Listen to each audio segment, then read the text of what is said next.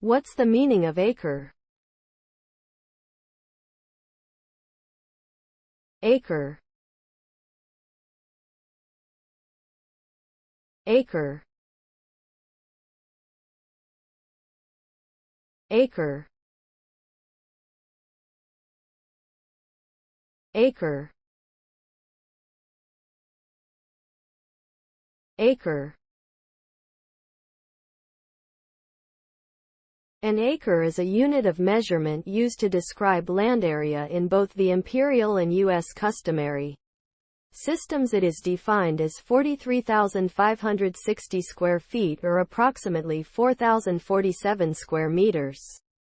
The origin of the word acre is believed to come from Old English, where it was used to describe a field that could be plowed in one day using a team of oxen.